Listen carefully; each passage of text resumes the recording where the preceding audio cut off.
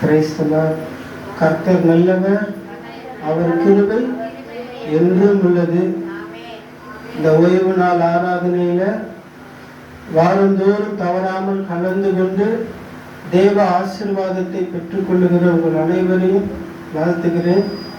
தொடர்ந்து இதே போல ஆண்டவருடைய சமூகத்தில் நம்ம கலந்து கொள்ளும் பொழுது ஆண்டவர் நிச்சயமாக அவருடைய புத்தியினால, அவருடைய வார்த்தையினால நம்மளை கடிந்து கொண்டு நம் தேவைகள் எல்லாவற்றையும் சந்திச்சு நிச்சயமாக நம்மளை திருப்திப்படுத்துவார். அல்லேலூயா. இந்த வாரம் வேதத்தின் தலைப்பு என்னன்னா, யாருக்கு வேதனை?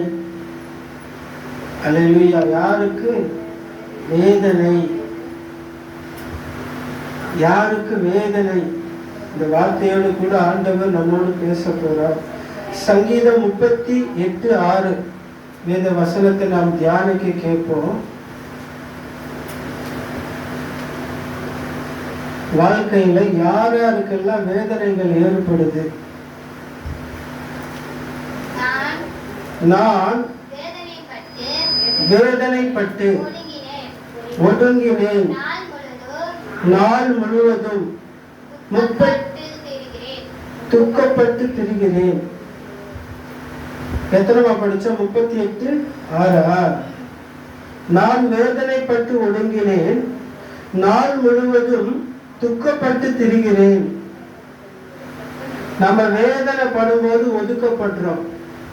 ஒதுக்கப்பட்டனா துக்கம் ஏற்படுது.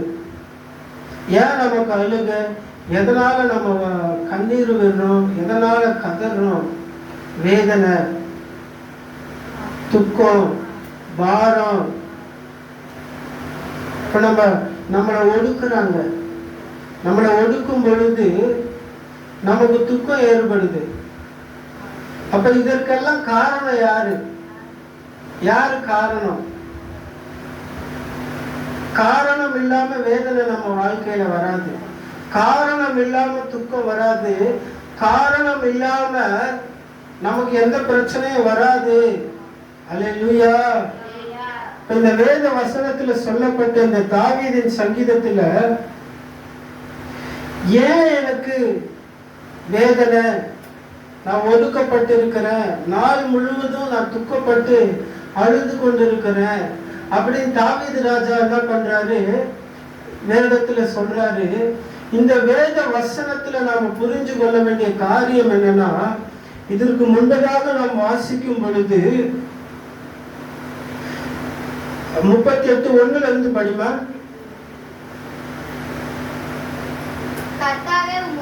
கர்த்தாவே உம்முடைய கோபத்தில் என்னை கடிந்து கொள்ளாதேயும், உம்முடைய உக்கிரத்தில் என்னை தண்டியாதேயும், உம்முடைய அம்புகள் எனக்குள்ளே தைத்திருக்கிறது,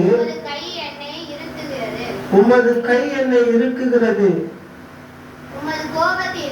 உமது கோபத்தினால் என் மாம்சத்தில் ஆரோக்கியம் இல்லை,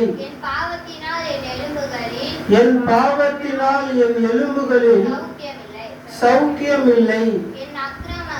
என் அக்கிரமங்கள் என் தலைக்கு மேலாக பெருகிற்று, அவைகள் பார சுமையை போல என்னால் தாங்கக்கூடாத பாரமாயிற்று. என் மதிகேட்டி நிமித்தம் என் புண்கள் அழுகி நாற்றம் எடுத்தது. இப்ப இந்த 6வது வசனத்துக்கு வரும் பொழுது இப்ப புரியுதா? இதனாலதான் இத்தனை காரியங்கள் இவருடைய வாழ்க்கையில நடந்திருக்கு. ஏன்? உமது கோபத்தில் என் மாம்சத்தில் ஆரோக்கியம் இல்லை. அப்ப ஆண்டவருக்கு பிரியமில்லாத அந்த வாழ்க்கையை நாம் வாழும் பொழுது அவருடைய கோபத்தினால நமக்கு இப்படிப்பட்ட வேதனைகள் வருது. அப்ப நம்ம வாழ்க்கையில ஆண்டவருடைய கோபத்திற்கு நாம் ஆளாகாதபடிக்கு தேவனுடைய விருப்பத்தை செய்கிற பிள்ளைகளாக நாம மாற வேண்டும். அல்லேலூயா. தாவீது சொல்றாரு பாருங்க, என் மதிகேட்டு நிமித்தம் என் புண்கள் அழுகி நாற்றம் எடுத்தது. மதிகேட்டு நிமித்தம், மதிகேடு, மதிகேடுனா தேவனை மதிக்காத தனம். தேவன் ஒண்ணு சொல்லுவாரு, நாம ஒண்ணு செய்யணும், நாம ஒண்ணு செய்வோம். அப்ப பிரச்சனை வருமா வராதா? தேவன் வாழ்றதுக்கு வழியை சொல்லுவாரு, ஆனா சாத்தான் அழியறதுக்கு நம்மளை வேற வழியில கொண்டு போவோம்.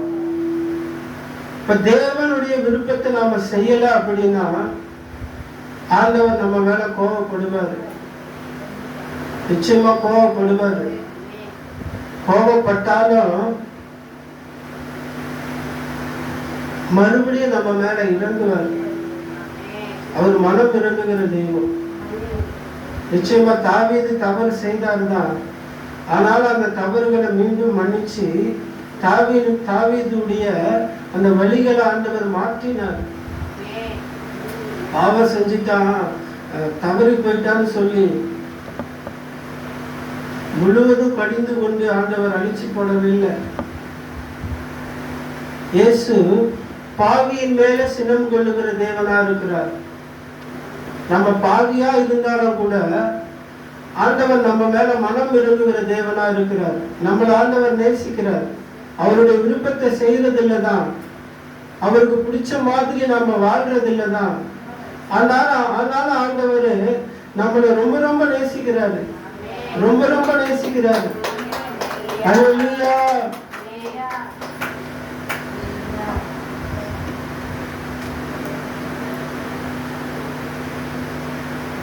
என் பாவத்தினால் என் எலும்புகளில் சௌக்கியம் இல்லை. அப்ப தேவனுக்கு விரோதமான பாவங்களை நம்ம செய்யும் போது நம்ம சரீரத்துல வியாதி வருது. தேவையில்லாத பிரச்சனைகள்ல நாம தள்ளப்படுறோம். இப்படி தள்ளப்படும் போது நிச்சயமா வேதனைகள் வரும், ஒடுக்கப்படுவோம், நாம துக்கப்படுவோம், அழுகையும் பற்கடிப்பும் நம்முடைய வாழ்க்கையில காணப்படும்.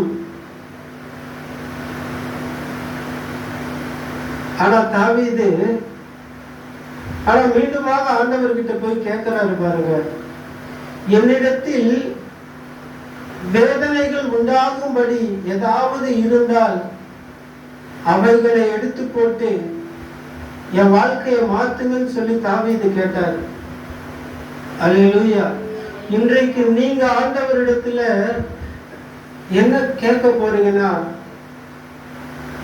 வேதனைகள் உண்டாகிற காரியங்கள் என்னிடத்தில் இருந்தால் அவைகளை நீங்க மாற்றுங்கப்பான்னு கேட்கணும். அல்லேலூயா. எத்தனை பேர் கேட்க போறீங்க? அப்போ இன்னொரு வசனம், சங்கீதம் 139 24 வசனத்துல நாம தியானிப்போமா?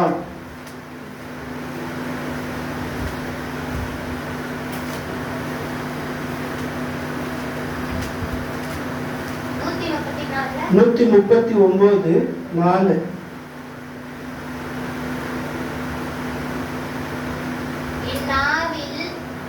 என் நாவில்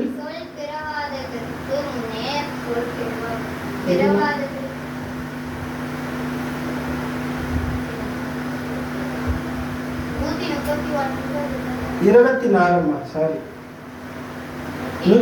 139 வசனத்தை தியானிக்கலாம்.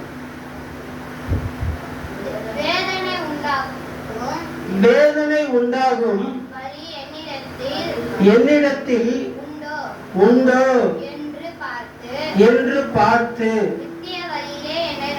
நித்திய வழியிலே என்னை நடத்தும். பாண்டவர்கிட்ட என்ன கேட்கிறாரு? வேதனையை உண்டாக்குற வழி என்னிடத்தில் உண்டோ என்று பார்த்து நித்திய வழியிலே என்னை நடத்தும். அப்போ வேதனை நம்முடைய வாழ்விலே எதனால் வருகிறது? அந்த வழியில நாம் நடந்து போவதனாலதான். நம்முடைய நடக்கையினாலதான், நம்முடைய செயல்களினாலதான் வேதனைகள் நம்முடைய வாழ்விலே வருது. ஆனாலும் தேவன் நம் வேதனைகளை மாற்றக்கூடியவர், நம் அக்கிரமங்களை மன்னிக்கிறவர், நம் பாவங்களை மன்னிக்கிறவர். பாவத்தினால் உண்டான வேதனையில் இருந்து, பாவத்தினால் உண்டான பலவிதமான துன்பங்கள் துயரத்தில் இருந்து தேவன் நம்மை மாற்றுகிறவரா இருக்கிறார். தாவீது அதை உணர்றாரு. இன்னைக்கு நாம தாவீது போலவே இந்த வேத வசனத்தை தியானிச்சு உணர்ந்து ஆண்டவர்கிட்ட பேசணும். இன்றைக்கு நம்முடைய வாழ்க்கையில வேதனைகள் இருக்கு. ஏன் ஆண்டவரே இந்த வேதனை என்னுடைய வாழ்க்கையில வருது? வேதனைகள் உண்டாகிற வழி என்னிடத்துல இருக்கு ஆண்டவரே. நான் சரியாதான் நடக்கிறேனா? நான் தீங்கான வழியில நடக்கிறேனா? என்னுடைய வழி எங்க ஆண்டவரே?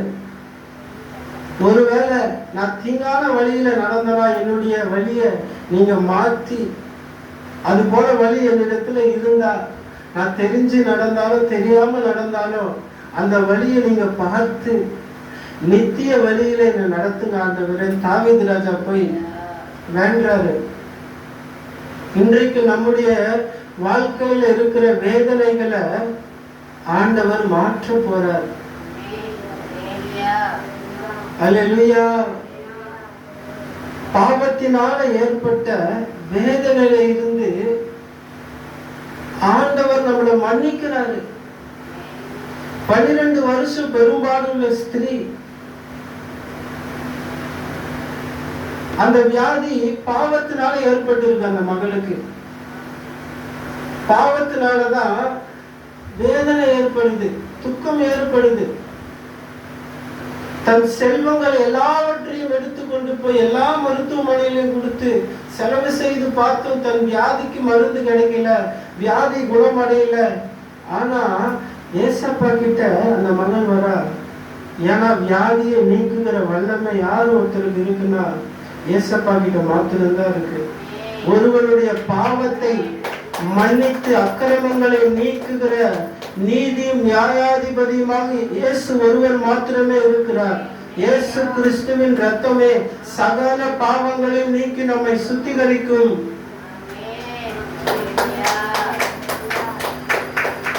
இன்றைக்கு நாம் செய்ய வேண்டிய காரியங்கள் என்ன? பாவத்தை அறிக்கை செய்ய வேண்டும். ஏன்னா பாவத்தினால பல வேதனைகள் நம்மளுடைய வாழ்க்கையில ஏற்படுது. இன்றைக்கு ஒருவன் பாவத்தை அறிக்கையிட்டால் அவர் அதை மன்னித்து அக்கிரமங்களை நீக்குகிற நீதியும் நியாயாதிபதியுமா ஆண்டவர் இருக்கிறார். ஆண்டவர் அறிக்கை செய்கிறார். ஆண்டவரே, வேதனை உண்டாக்குற வழினா என்ன? தவறான வழிதான் வேதனை உண்டாக்குற வழி. கீழ்ப்படிதல் இல்லைன்னா வேதனை உண்டாகும். சரியான வாழ்க்கை வாழலைன்னா வேதனை உண்டாகும். தாய்க்கும் தகப்பனுக்கும் எப்படி கீழ்ப்படிஞ்சு நடக்கணும்னு ஆண்டவர் சொல்லிட்டாரு. உன் தகப்பன் சொல்லை கேள், உன் தாயின் போதகத்தை தள்ளாதேன்னு ஆண்டவர் சொல்லி இருக்கிறார். அப்ப போய் அப்பா அம்மா கிட்ட அடம்பிடிக்கிறது, அப்பா அம்மாவுக்கு எதிர்த்து நாம பேசுறது, அப்பா அம்மாவை எதிர்த்து நாம சில செயல்களை செய்வது, அப்படி செய்யும் பொழுது வேதனைகள் வரும். வேதனைகள் வரும். நன்மைகளே செய்தாலும் வேதனை வரும். அப்பாவோ அம்மாவோ சொல்றதை நம்ம கேட்கலன்னா வேதனைகள் நம்முடைய வாழ்க்கையில வரும். அப்ப இந்த ஆண்டவர் சொல்லி நமக்கு கற்றுக் கொடுக்கிற புத்தி இதான் வேதனைகள் உண்டாகிற வழி. என்னிடத்தில் உண்டோ என்பதை நீங்கள் பாருங்க. அப்ப ஆண்டவர் சொல்றாரு, நீ அப்பாக்கு அம்மாவுக்கு கீழ்ப்படிய மாற்றமா? இதான் உனக்கு வேதனை உண்டாகிற வழி. இந்த வழியை நீ மாத்திக்கிட்டீங்கன்னா ஆண்டவருடைய வழிக்கு வந்துடலாம். ஆண்டவர் என்ன சொன்னாரு? உங்க அப்பா அம்மா சொல்றதை கேளு. தாயும் தகப்பனையும் கனம் பண்ணாதவன் வாழ்வடைய மாட்டான். நீ கனம் பண்ணாததுனால இப்ப வேதனையா துக்கத்தோடு அழுகையோடு உட்கார்ந்துகிட்டு இருக்கிற. அப்போ வேதனை உண்டாகிற வழிகளை விட்டு நாம விலகி நித்திய வழி தேவன் காட்டுகிற அந்த வழியிலே நாம் கடந்து செல்ல வேண்டும். இன்றைக்கு எத்தனை பேர் ஆண்டவர்கிட்ட ஒப்பு கொடுத்து அவர்கிட்ட சொல்லுங்க, நிச்சயமா சொல்லுங்க, தங்கள் இயேசுவே வேதனை உண்டாகிற வழி என்னிடத்தில் உண்டோ என்பதை பார்த்து நித்திய வழியிலே என்னை நடத்தும் ஆண்டவரே. சங்கீதம் 38:24 இந்த வசனம் இருக்கு. 39:24. மத்தேயு 4:24 படியுமா?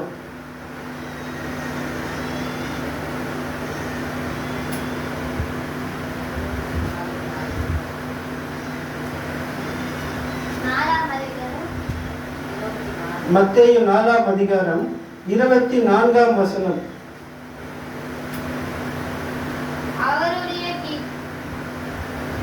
அவருடைய கீர்த்தி சீரியா எங்கும் பிரசித்தமாயிற்று. அப்பொழுது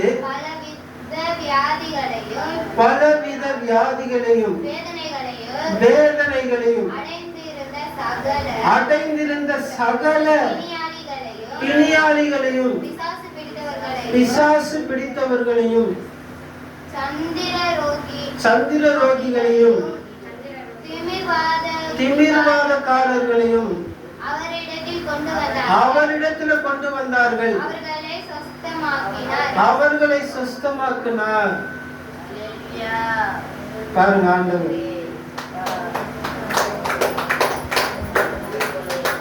அப்போ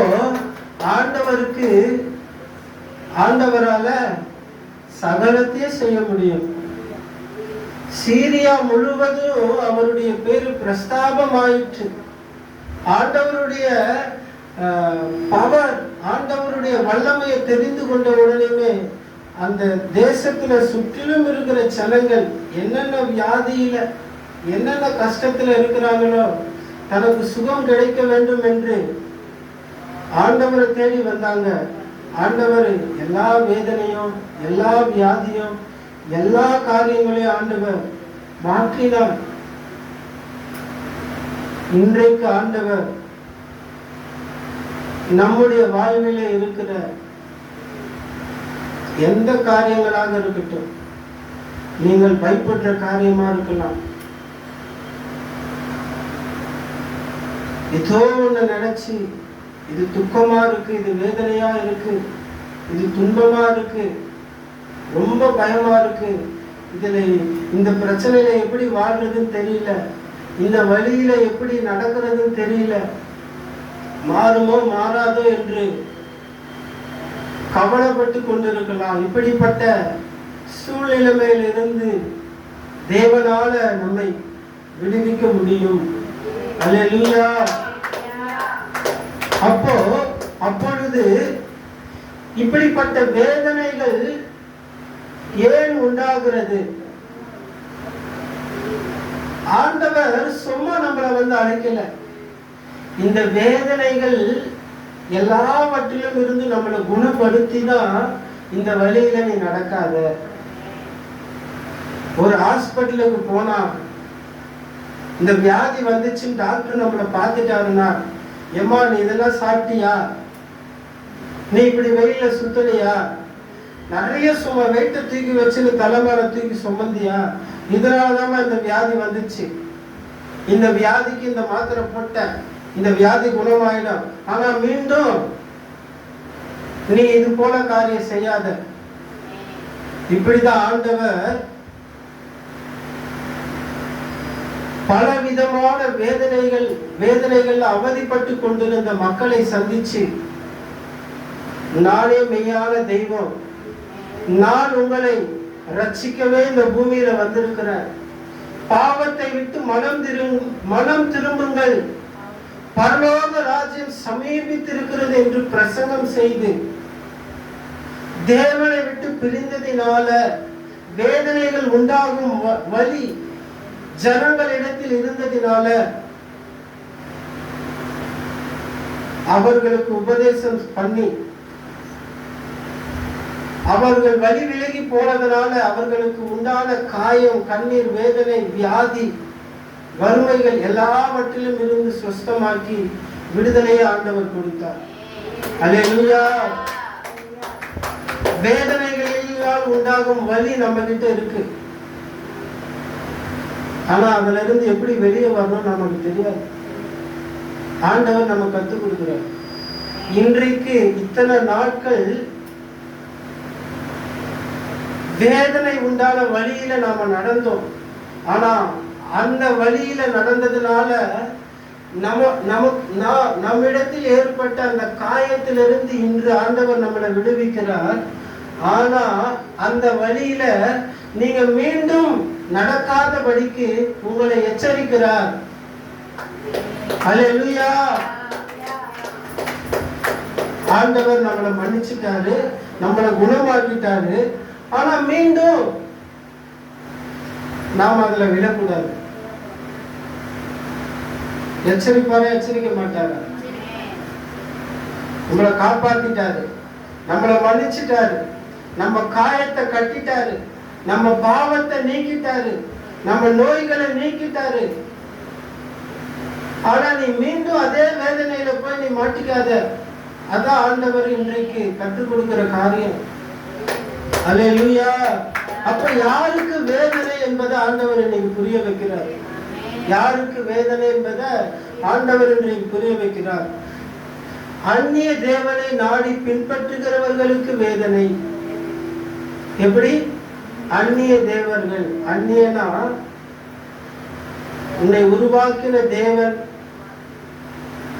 அல்லாத தேவனை பின்பற்றுகிறவர்களுக்கு வேதனை.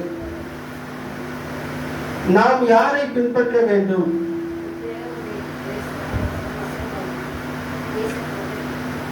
நம்மை யார் உருவாக்கினார்களோ அவருடைய வழியை தான் நம்ம பின்பற்றணும். அவருடைய புத்திக்கு தான் நம்ம செவிசாய்க்கணும்.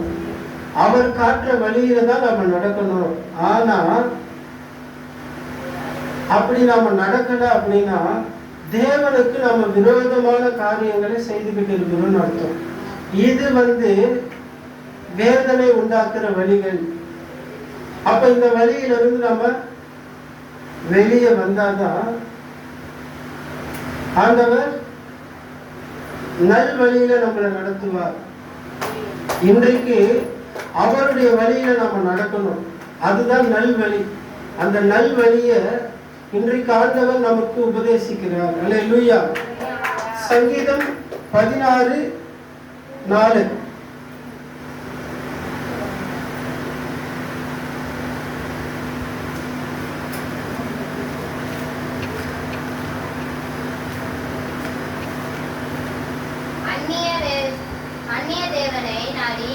அந்நிய தேவனை நாடி பின்பற்றுகிறவர்களுக்கு வேதனைகள் பெருகும். அவர்கள் செலுத்துகிற இரத்தபான பலிகளை நான் செலுத்த மாட்டேன். அவர்கள் நாமங்களை என் உதடுகளினால் உச்சரிக்கவும் மாட்டேன். ஒரு தேவ பிள்ளை தாவீது சொல்றாரு, தாவீது தன் இருதயத்திற்கு ஏற்றவன் என்று தேவன் கண்டாராம். எதனால தெரியுமா? தேவனுடைய விருப்பங்களின்படி தாவீது நடந்ததுனால. அந்நிய தேவனை பின்பற்றுகிறவர்களுக்கு வேதனை பெருகும் என்று வேத வசனத்துல சொல்லுது. அப்ப அதனால தாவீது என்ன செய்யறாரு? நான் அவைகளை பின்பற்ற மாட்டேன். அப்ப ஆண்டவர் நமக்கு உணர்த்துறாரு. ஏன் இதெல்லாம் ஆண்டவர் உங்களுக்காக போதிக்கிறாருன்னா, நீங்க நல்லா இருக்கணும் தான், நீங்க சந்தோஷமா இருக்கணும் தான், மீண்டும் வேதனை உங்களுக்கு வரக்கூடாதுன்னு தான் ஆண்டவர் போதிக்கிறார். நம்ம மேல எவ்வளவு பிரியம் ஆண்டவருக்கு. ஆண்டவர் நேசிக்காத ஒருத்தர் நல்லா இருக்கணும்னு நம்ம பார்க்கணுமா? ஆண்டவர் நம்மளை நேசிக்கிறார். அவருடைய அன்பு மட்டும்தான் நமக்கு இந்த வேத வசனங்கள் எல்லாம் போதிக்குது. நம் தவறான காரியங்களை திருத்தி கொண்டு நம்ம சரியான வாழ்க்கையில வாழணும்ன்றது ஆண்டவர் விரும்புகிறார். முதல்ல அந்நிய தேவர்களை பின்பற்றுகிறவர்களுக்கு வேதனை பெருகுமா? நீ அந்த காரியத்தை செய்யாத. பாவத்திலே பாவம், பெரிய பெரிய பாவம். நம்மை படைத்த தேவனுக்கு விரோதமாக நம் ஞானத்தினால உருவாக்கப்பட்டு நீ ஒரு தேவனை உருவாக்கினா நீ யாருக்கு எதிர்த்து நிற்கிற? தேவனுக்கே எதிர்த்து நிற்கிற. தேவன் பெரியவரா, நீ பெரியவரா? யார் பெரியவர்? அவர் உருவாக்கலன்னா நான் கிடையாது. அவர் என்னை பெற்று வளர்த்து ஆளாக்கி சாப்பிட உணவு கொடுத்து உடைய கொடுத்து அவர் இந்த பூமியில என்ன வைக்கலன்னா இன்னைக்கு நான் மனுஷனே கிடையாது. ஆனா அவருக்கு போட்டியா இன்னொரு தேவனை வச்சு வணங்கினா வேதனை நிச்சயமா வரதான் செய்யும். இப்போ உன்னுடைய வாழ்க்கையில வேதனை வரக்கூடாதுன்னு ஆண்டவர் நமக்கு உபதேசம் பண்றார், நமக்கு எச்சரிப்பு கொடுக்கிறார். இத்தனை நாள் நமக்கு தெரியல, ஆனா இன்னைக்கு நமக்கு ஆண்டவர் எச்சரிப்பு கொடுக்கிறார். உன்னுடைய வேதனை இதுதாமா, உன்னுடைய வாழ்க்கையில வேதனை வந்ததுக்கு காரணம் இதுதாமா, ஆனா உன்னை நான் மன்னிக்கிறேன். ஆனா நீ மீண்டும் இந்த வேதனையில மாட்டக்கூடாது அப்படின்னு ஆண்டவர் போதிக்கிறார். முதல் காரியம் என்னன்னா, அந்நிய தேவரை நாடி பின்பற்றாத அப்படின்னு ஆண்டவர் நமக்கு எச்சரிக்கிறார். இரண்டாவது, துன்மார்க்கனுக்கு வேதனை. துன்மார்க்கனுக்கு வேதனை பார்க்கலாமா? சங்கீதம் இருங்க அதே வசனத்துல இல்லம்மா, இப்ப அந்நிய தேவனை பின்பற்றி நாடி பின்பற்றுகிறவர்களுக்கு அவைகள் எப்படிப்பட்டதுன்றது ஆண்டவர் ஒரு காரியத்தை இங்க சொல்றாரு. அந்நிய தேவர்கள் எப்படிப்பட்டதுன்றது ஆண்டவர் வெளிப்படுத்துறாரு. இன்னைக்கு நம்ம ஆண்டவர் நமக்கு புத்தி சொல்றார், ஆண்டவர் நம்மளை கடிந்து கொள்றார், நம் தேவைகள் எல்லாத்தையும் சந்திக்கிறார், நம்ம மேல இரக்கமா இருக்கிறார். நாள் முழுவதும் இயேசு நம்மளை பாதுகாக்கிறார். அவருடைய கண்ணு திறந்த வண்ணமா இருக்கு, பார்த்த வண்ணமா இருக்கு, அவருடைய காது கேட்ட வண்ணமாவே இருக்கு. நம்ம எப்பெல்லாம் விண்ணப்பிக்கிறோமோ கேட்கிறார், நம்ம எப்பெல்லாம் கஷ்டப்படுறோமோ அவர் நம்மளை பார்க்கிறார், நம்மளை தேடி வந்து நம்மளை மீட்டெடுத்து நம்ம வாழ்க்கையை மாற்றி சந்தோஷத்துல நம்மளை நடத்துறார். இப்படிப்பட்ட தெய்வத்தை நம்ம தேடாம அந்நிய தேவர்களை நம்ம தேடி போறோமே. அப்ப அந்த அந்நிய தெய்வம் எப்படிப்பட்டதுன்றதை நீங்க இன்றைக்கு தெரிந்து கொள்ளுங்க. தெரிந்து கொண்டாதான் அந்த வேதனையிலிருந்து உங்களால மீண்டும் வெளியே வர முடியும். அது ஒரு பாவம்ன்றதை ஆண்டவர் வெளிப்படுத்துறார். அந்நிய தேவர்களை பின்பற்றினால் நம் வாழ்க்கையில வேதனை பெருகும். அப்ப அந்த வேதனை பெருக கூடாதுன்னா அப்ப அதுல உள்ள பிரச்சனைகள் உங்ககிட்ட சொல்ற நான் படிக்கலாமா? சங்கீதம் 115 4-8 4-8 சங்கீதம் 115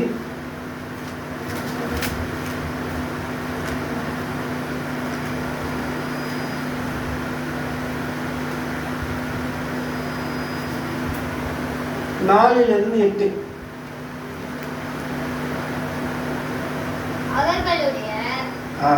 அவர்களுடைய அந்த விக்கிரகங்கள் என்னது? சிலைகள். இப்பொழுது சிலையை உண்டு பண்ணி அது தெய்வம் சொல்லி பல பேர்களை வச்சு அதை வழிபடுறாங்கல்ல, அவைகளை பத்தி தான் ஆண்டவர் சொல்றார். எது கிடைச்சாலும் அதுக்கு பொட்டு வச்சு அதை தெய்வமா வைக்கிறாங்க. ஒரு இடத்துல பைபாஸ்ல அந்த இது 8 போட்டு இருக்கு. 1 கிலோமீட்டர் காட்டுறதுக்காக 8, இது 9ன்னு சொல்லி இந்த ரோடுல வச்சிருப்பாங்க தெரியுமா? அங்க இருந்து போனா 8 கிலோமீட்டர்னு ஒரு கல்லுல 8 போட்டு வச்சிருந்தது. அதை என்ன பண்ணிட்டா ஒருத்தன் அதுல பொட்டு வச்சு அது மேல பூ வச்சு 8 அம்மன் வச்சுட்டு இருக்கிறான் பேரை. அதை நிறைய பேர் வழங்க ஆரம்பிக்கிறாங்க. அதை யூடியூப்ல எல்லாம் எடுத்து போட்டு அதை ட்ரெண்டிங் பண்ணிட்டான். அப்ப தெய்வத்தை உருவாக்குறது யாரு? மனுஷன் தான் உருவாக்குறான். இப்போ நான் இங்க ஒரு இடத்துல ஏதோ ஒரு புத்து மாதிரி ஏதோ ஒன்று வளர்ந்துருந்தது, ஒரு புதரு மாதிரி. அந்த புதருக்குள்ள போயிட்டு மஞ்சத்தூளை கொட்டி வச்சு அதுல ஒரு போட்டோ வச்சு அதுக்கு ஒரு பேரை வச்சுட்டான். அது ஒரு தெய்வம். இப்ப நாம தான் ஒரு தெய்வம் ஒருத்தர் தான் தெய்வனா இருக்க முடியும். கல்யாணம் பண்ணி குழந்தை குட்டி பெற்றவங்களாம் தெய்வமா இருக்க முடியாது. மனுஷங்க மட்டும்தான். அவர்களே ஆண்டவர் தான் ரட்சிக்கணும். அவர்களை நியாய தீர்ப்பு கொண்டு வந்து அவர்களை நியாயம் தீர்த்து நரகத்துக்கு போனோமா இல்ல பரலோகத்துல தேவனோட வாழணுமான்னு தீர்மானம் பண்றது ஒரு தெய்வம் தான். மனுஷங்கள் தெய்வங்கள் அல்ல. மனுஷங்களால் உருவாக்கப்பட்டது தெய்வங்கள் அல்ல. அப்ப நாம புரிந்து கொள்ள வேண்டும். இப்போ அவைகள் என்னென்ன செய்யுதுன்றத படிமா. வெள்ளியும் பொன்னும் மனுஷருடைய கை வேலையுமா இருக்கிறது. அந்த சிலை யாருடைய கை வேலையா இருக்கு? மனுஷருடைய கை வேலையா தான் இருக்கு. வெள்ளியும் பொன்னையும் எடுத்து ஒரு மனுஷன் தான் என்ன பண்றான், அதை தயாரிக்கிறான். ஒரு மனுஷனால உருவாக்கப்பட்டது, அதற்கு எப்படி வல்லமை இருக்க முடியும்? அதற்கு எப்படி சக்தி இருக்க முடியும்? நீ மறுபடியும் மேல படிக்குமா. அவர்களுடைய விக்கிரகங்கள் வெள்ளியும் பொன்னும் மனுஷருடைய கை வேலையினால் இருக்கிறது. படிங்க அப்படியே. அவைகளுக்கு வாய் இருந்தும் அது பேசாது. அவைகளுக்கு கண்ணிலிருந்தும் காணாது. ஆண்டவர் நம்மளை பார்க்கிறாரு. ஆண்டவர் நம்மளை பார்க்கிறாரு. ஆண்டவர் நம்மளோடு பேசுறாரு. அவருடைய வார்த்தை தான் இந்த வேத வசனம். நம்முடைய தெய்வம் புத்தி சொல்லுகிற தெய்வம். நாம் தவறான வழியில நடந்தா, நம்ம வாழ்க்கை கெட்டு போகுது அப்படின்னா உடனே அவருடைய வார்த்தையினால நம்மோடு பேசி நம்ம வாழ்க்கைய சரி பண்றாரு. ஆனா இந்த தெய்வம் என்ன செய்யுது? வாய் இருக்கு, அந்த வாயை நான் தான் வளர்ந்துருக்கிறேன். வெள்ளினாலேயும் பொன்னினாலேயும் அந்த தெய்வத்துக்கு வாயை நான் தான் வச்சேன். ஆனா அது பேசுறதுக்கு, அதை பேச வைக்க என்னால முடியாது. அதுவும் பேசாது. அல்லேலூயா. இன்றைக்கு நாம புரிந்து கொண்டு இவைகளில் இருந்து வெளியே வந்தாதான் இந்த வேதனையில இருந்து நமக்கு முழுமையான விடுதலையை கர்த்தர் தருவார். மேல படிங்கம்மா.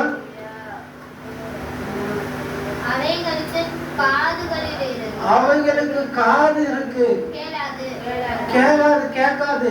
நீங்க கத்தனாலும் அவரு கேட்காது.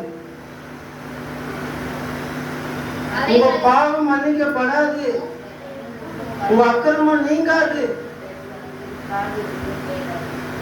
நீங்க ஆண்டவர்கிட்ட கேட்டீங்கன்னா அது ஆண்டவர் உங்களுக்கு திருப்பி செய்யறாரா செய்யலையா?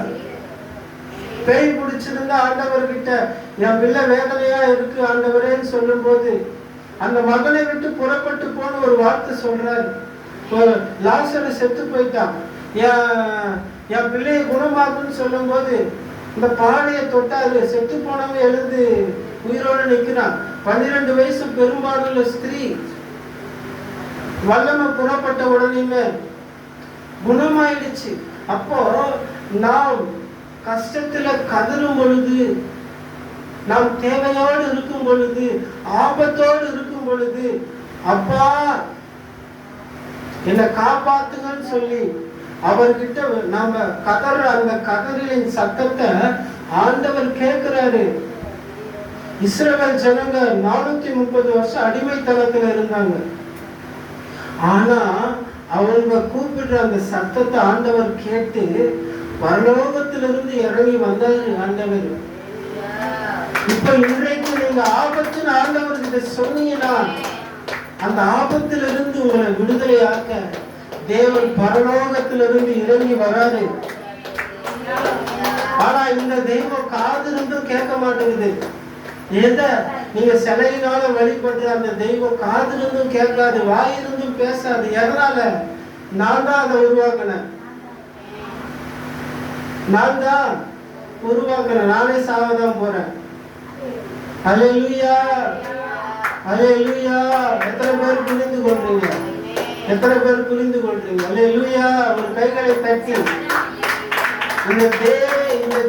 இந்த வேதனை நீங்கும்படி ஆண்டவர் நம்மளோடு உபதேசம் பண்றாரு. அடுத்த வசனம் படிமா. அவைகளுக்கு மூக்கிலிருந்து முகராது, அவைகளுக்கு கையிருந்தும் தொடாது. இயேசு தொட்டா நம்ம சுகமாகிறோம். அந்த குஷ்ரோகம் உள்ள அந்த மகனை தொட்டாரு. கை இருக்கு. சிலையினால உண்டு பண்ற தெய்வத்துக்கு கைய வைக்கிறாங்க. டிசைனா பலவிதமா கைய வைக்கிறாங்க. ஆனா அது நம்மளை தொடாது. ஆனா இயேசு நீ வியாதியில இருந்தா உன்னை தொடுவாரு. அவர் தொட்டா நீ சுகமா ஆவ. இது நிச்சயமா இது உண்மை. அல்லேலூயா. ஒரு குஷ்ரோகம் உள்ள மனுஷன் எனக்கு உமக்கு சித்தம் உண்டு என்னை சுத்தமாகும் சொன்னான். உமக்கு சித்தமானால் என்னை சுத்தமாக்க உமாலே ஆகும் என்று சொன்னான். அதுக்கு என்ன அர்த்தம்னா, உங்களால குணப்படுத்த முடியும் ஆண்டவரே, நீங்க நினைச்சத செய்து முடிப்பீங்க ஆண்டவரே, அதுதான் அர்த்தம். உடனே ஆண்டவர் என்ன பண்றாரு, கைய வச்சாரு. குஷ்டரோகம் முழுவதும் நீங்கிச்சு. குஷ்டரோகம் சாதாரண வியாதி இல்ல, குணப்படுத்த முடியாத வியாதி. அப்படிப்பட்ட அந்த வியாதிய ஆண்டவர் தொட்டா குணமாகுது. அப்ப ஆண்டவருக்கு பலன் இருக்கு, குணமளிக்கிற வல்லமை இருக்கு. இயேசு சிலுவையில நமக்காக நம் பாவங்களை சுமந்து நமக்காக ரத்தம் சிந்தி நம்முடைய வேதனைகளையும் நம்முடைய பாவங்களையும் ஆண்டவர் குணமாக்கி இருக்கிறார். அப்படிப்பட்ட வல்லமுடைய தேவனை நாம் பின்பற்றி நடக்க வேண்டும் என்று ஆண்டவர் இன்றைக்கு நம்மோடு பேசிக்கிட்டு இருக்கிறார். அல்லேலூயா. மேல படியுமா. கால்கள் இருந்தும் அது நடக்காது. ஆனா ஆண்டவர் நம்மளை தூக்கி சுமக்கிறாரு. தாய் போல தேற்றி தந்தை போல ஆற்றி தோள் மீது சுமந்திடும் உம்மை போல புரிந்து கொள்ள யாரும் இல்லையே, உம்மை போல அரவணைக்க யாரும் இல்லையே, நீர் போது என் வாழ்விலே. அல்லேலூயா. உன்னால நடக்க முடியலனா ஆண்டவரை உன்னை தூக்கிக்கிட்டு நடப்பாரு. உன் பலவீனத்தில் என் பலன் பூரணமாய் விளங்கும். அப்ப ஆண்டவருக்கு அந்த தெய்வத்துக்கு கால் இருக்குது, ஆனா உன்னை தூக்கி சுமக்கிற வல்லமை கிடையாது. அப்ப நம்ம நம்பிக்கை எல்லாம் வேஸ்ட். ஆனா ஆண்டவர் மேல நம்ம வைக்கிற அந்த நம்பிக்கை வீண் போகவே போகாது. நல்லா கையை தட்டி ஆண்டவரே நான் உங்களை நம்பி வந்திருக்கிறோம்ப்பா, இந்த வார்த்தைகளை எனக்கு போதிக்கிறீங்களே நன்றி ஆண்டவரே, என்னுடைய வேதனைகள் எல்லாவற்றையும் மாற்றுங்க ஆண்டவரே இயேசுவே. அப்புறமா 8 வரைக்கும் பசியாமா. தங்கள் தொண்டையால் சத்தமிடவும் மாட்டாது. தொண்டையால் அது சத்தமிடவும் மாட்டாது. தொண்டை அங்க இருந்தாதான் அது சத்தம் போடும். ஒரு மேல யாருன்னா கைய வச்சா இயேசு சும்மா இருப்பாரா? காற்றும் கடலும் கொந்தளிக்கும் போது அவருடைய தொண்டையின் ஆழத்திலிருந்து கத்துறாரு, இறையாதே அமைதலா இருந்து கத்துறாரு. உனக்கு ஒரு பிரச்சனை வந்துச்சு, உனக்கு ஒரு ஆபத்து வந்துச்சுன்னா ஆண்டவர் பேசுவாரு. உனக்காக ஆண்டவர் வேண்டுதல் செய்வாரு.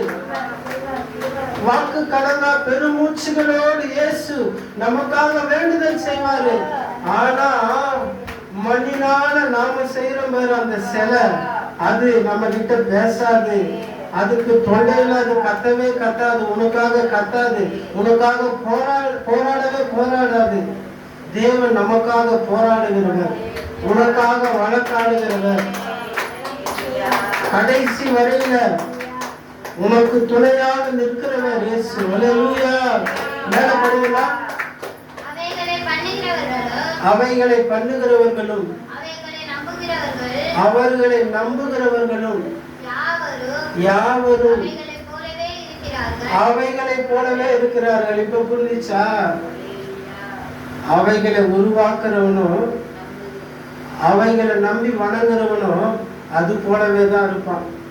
அந்த சிலை என்ன ஆகும்? அது பேசாது, அதுக்கு ரட்சிப்பு இல்லை, அதுக்கு நித்திய ஜீவன் இல்லை, அதுக்கு பாவம் மன்னிப்பு அந்த சிலைக்கு கிடையாது.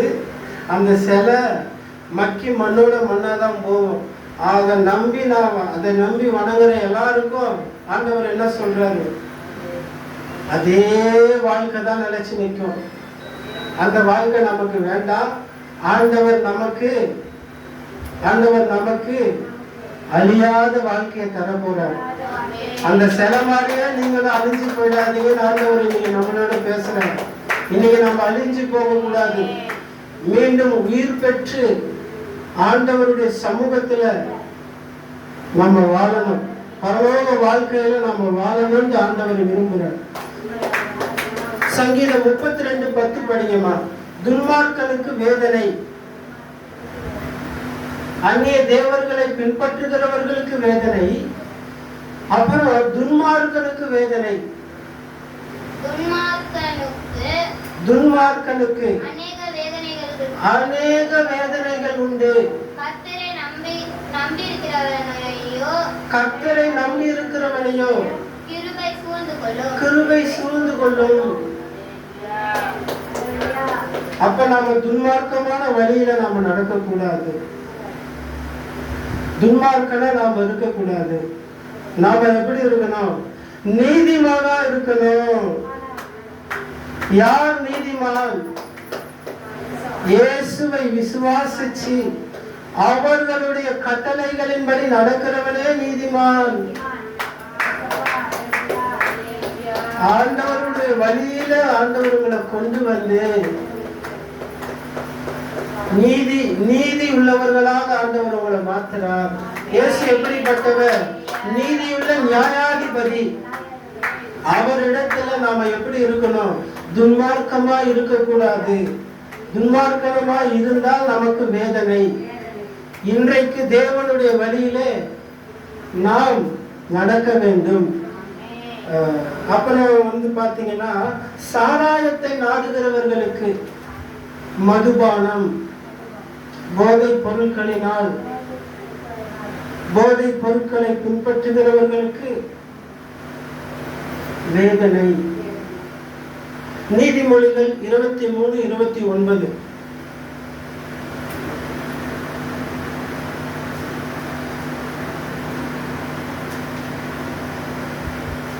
டக்குன்னு படிச்சு முடிச்சுக்கணும், 5 நிமிஷம் தான்.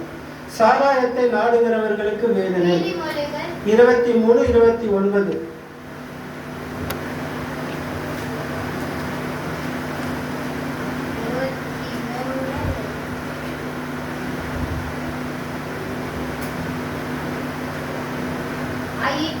ஐயோ, யாருக்கு வேதனை, யாருக்கு துக்கம், யாருக்கு சண்டைகள், யாருக்கு புலம்பல், யாருக்கு காரணமில்லாத காயங்கள், ரத்தம் கலங்கின கண்கள்,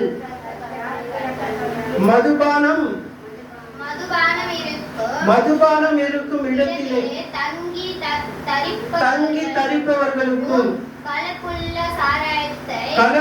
சாராயத்தை நாடுகிறவர்களுக்கு தானே. அப்போ மதுபானத்தை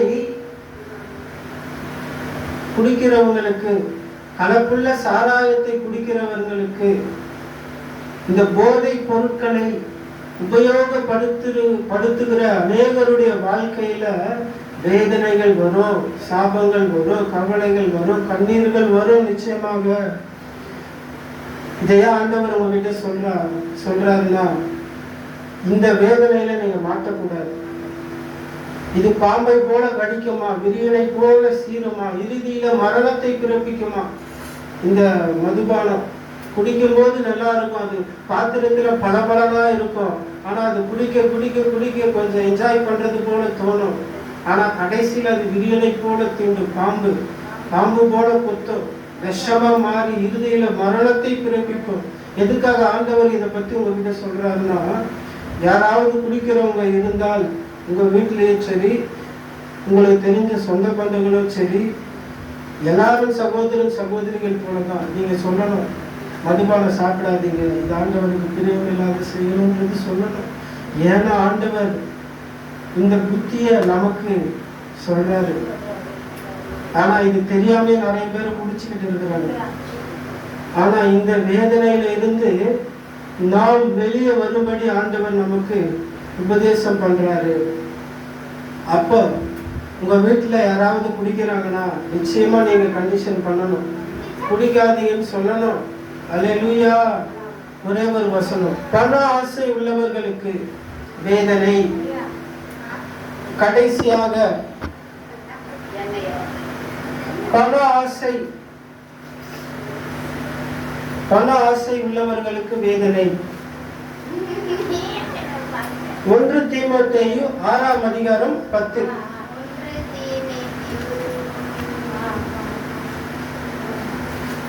சீக்கிரமா நீங்களே பேசுற மாதிரி சொல்லிருங்க.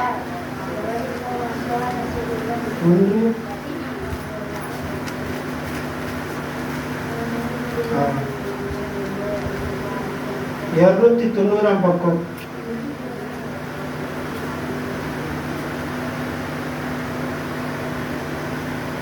இந்த பக்கம் லாஸ்ட்.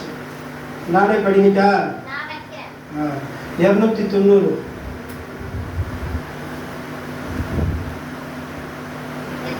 10 படி. பண ஆசை எல்லா தீமைக்கும் வேறாய் இருக்கிறது.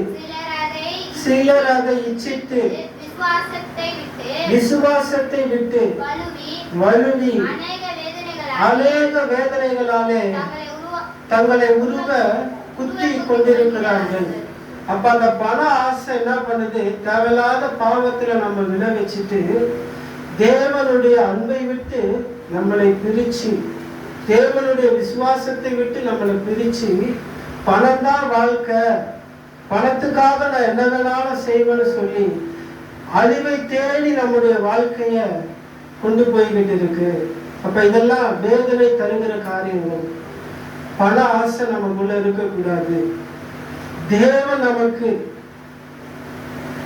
அவருடைய சொல் கேட்டு அவருடைய விருப்பத்தோடு நாம வாழும் போது, அவர் காட்டுகிற வழியில நாம நடக்கும் பொழுது ஆண்டவர் நமக்கு என்ன வருமானம் தராரு? ஆண்டவர் கொடுக்கிற வருமானம் தான் நம்முடைய வாழ்க்கைக்கு சமாதானத்தை கொண்டு வரும். அப்ப வேதனை நீங்கிற, வேதனையோடு நம்ம வாழ்க்கையை நடத்துகிற அந்த பண ஆசை நமக்கு வேண்டாம். மதுபான நாம தொடக்கூடாது, துன்மார்க்கமான செயல்கள்ல நாம ஈடுபடக்கூடாது, அந்நிய வழிபாடுகளிலே நாம் நடக்கக்கூடாது. இவைகளே வேதனைகள் உண்டாக காரணம் என்று ஆண்டவர் நமக்கு உணர்த்துகிறார். இந்த வேத வசனங்களை தெரிந்து கொண்டு நாம என்ன செய்யணும்? ஆண்டவர் இதுவரையில ஆண்டவரை பத்தி தெரியாதப்போ நம்ம வாழ்க்கையில ஏற்பட்ட வேதனைகளை இன்றைக்கு நம்ம ஆண்டவர்கிட்ட ஒப்பு வச்சிருக்கிறோம். எல்லா வேதனையிலிருந்து, பாவத்திலிருந்து நாம இன்றைக்கு அறிக்கையிடும் பொழுது நிச்சயமா நம் பாவத்தை ஆண்டவர் இன்றைக்கு மன்னிச்சிருக்கிறார். இனி ஆண்டவரை பின்பற்றி நாம வாழ வேண்டும் என்று ஆண்டவர் நமக்கு விரும்புகிறார். அல்லேலூயா. தாவீது ராஜா சொன்னது போல, வேதனை உண்டாகும் வழி என்னிடத்தில் உண்டோ என்பதை பார்த்து நித்திய வழியிலே என்னை நடத்தும். இன்றைக்கு ஆண்டவருடைய நித்திய வழியில யாரெல்லாம் வாழணும்னு விருப்பப்படுறீங்க? அல்லேலூயா. கையை உயர்த்தி அல்லேலூயா. நன்றி ஆண்டவரே, இந்த வேத வசனத்தின் வழியாக என்னுடைய வாழ்க்கைய நீங்க நடத்தி சொல்லுங்க. இயேசுவே, என்னோடு பேசினதற்காக நன்றி ஆண்டவரே. ஜெபம் பண்ணி முடிக்கலாமா?